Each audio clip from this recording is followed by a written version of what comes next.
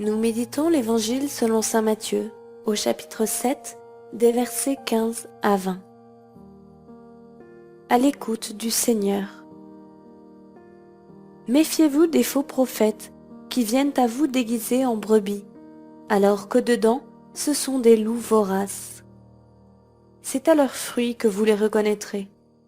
Va-t-on cueillir du raisin sur des épines ou des figues sur des chardons? C'est ainsi que tout arbre bon donne de beaux fruits, et que l'arbre qui pourrit donne des fruits mauvais. Un arbre bon ne peut pas donner des fruits mauvais, ni un arbre qui pourrit donner de beaux fruits.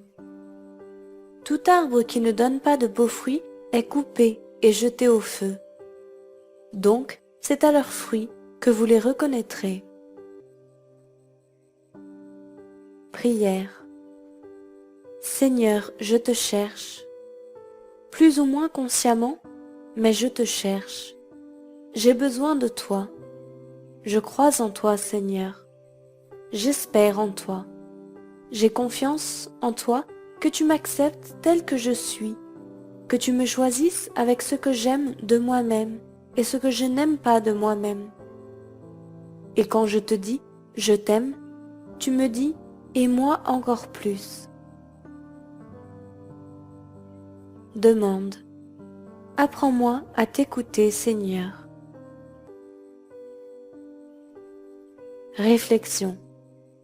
Jésus nous dit « Méfiez-vous des faux prophètes ». À son époque, les gens attendaient les prophètes, les estimaient, les écoutaient, parce qu'ils transmettaient un message de Dieu pour son peuple.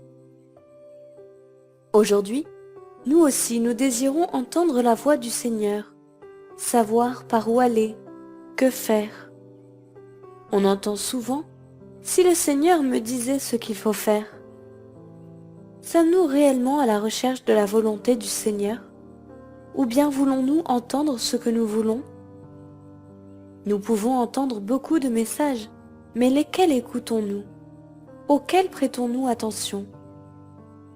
Nous ne nous alimentons pas de n'importe quoi. Nous savons que ce que nous mangeons est intégré dans notre organisme et qu'il peut nous faire du bien, nous aider à vivre ou pas. De la même façon, ce que nous regardons, ce que nous entendons, nous l'intégrons en nous, et cela peut nous aider ou au contraire être un poison. Nous avons besoin de discerner, c'est-à-dire choisir ce qu'il est bon de faire, l'art de faire des choix conformes à l'Évangile dans nos vies personnelles. Un critère de discernement est le fruit d'une action.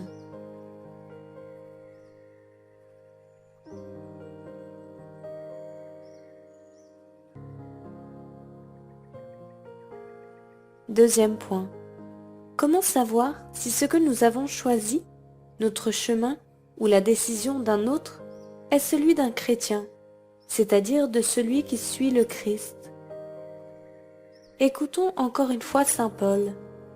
Je vous le dis, marchez sous la conduite de l'Esprit Saint, et vous ne risquerez pas de satisfaire les convoitises de la chair. Car les tendances de la chair s'opposent à l'Esprit, et les tendances de l'Esprit s'opposent à la chair. En effet, il y a là un affrontement qui vous empêche de faire tout ce que vous voudriez. Mais si vous vous laissez conduire par l'Esprit, vous n'êtes pas soumis à la loi.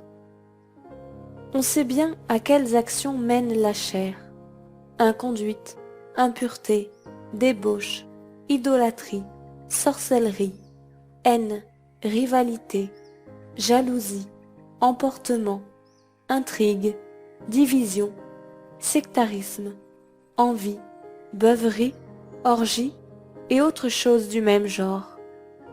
Je vous préviens, comme je l'ai déjà fait, ceux qui commettent de telles actions ne recevront pas en héritage le royaume de Dieu.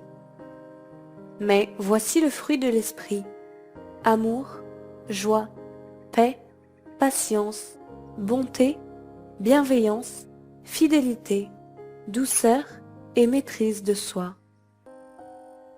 En étant attentifs à ce qu'il se passe en nous, nous pouvons nous lire. Si nous sentons la zizanie, la haine, la rancœur, nous savons que cela ne vient pas du Seigneur, mais de l'ennemi. Au contraire, lorsque nous nous réjouissons de la joie des autres, lorsque nous sommes patients avec les défauts des autres et avec les nôtres, que nous vivons en paix une situation douloureuse, nous reconnaissons la source. Troisième point. Nous voulons suivre le Christ avec cette attitude de chrétien, de rechercher en toute chose la volonté du Seigneur. Mais comment pourrions-nous être de bons arbres si nous faisons quotidiennement l'expérience décrite par saint Paul? Je ne fais pas le bien que je voudrais, mais je commets le mal que je ne voudrais pas. Le bon arbre, ce n'est pas nous, c'est le Christ. L'arbre qui pourrit, c'est le mauvais esprit. Ce qu'il nous reste à faire, c'est nous greffer au bon arbre. Le Christ déclare: « Moi je suis la vigne, et vous, les sarments. Celui qui demeure en moi, et en qui je demeure, celui-là porte beaucoup de fruits, car en dehors de moi, vous ne pouvez rien faire. » Plus nous sommes proches de Jésus-Christ, mieux nous l'entendrons et mieux nous l'écouterons, et plus il nous sera facile de discerner et de choisir. Restons greffés à lui, par l'amitié et l'intimité avec lui, et nous serons ses apôtres, ses envoyés. Alors nous serons prophètes pour nos frères. Apprenons du Christ à être à l'écoute du Père et obéissant. Dialogue avec le Christ. Je te bénis, Seigneur, pour la vie que tu m'as donnée. Tu désires que je vive, non que je vivote, que je vive en plénitude, que je vive de ta vie. Et pour cela tu t'es donné à moi, et tu te donnes chaque jour à moi. Seigneur, je ne suis pas digne de te recevoir en moi, mais dis seulement une parole, et je serai guéri. Résolution. M'exercer dans le discernement, voir si ce que je vis, ce que je sens, vient du Seigneur ou pas.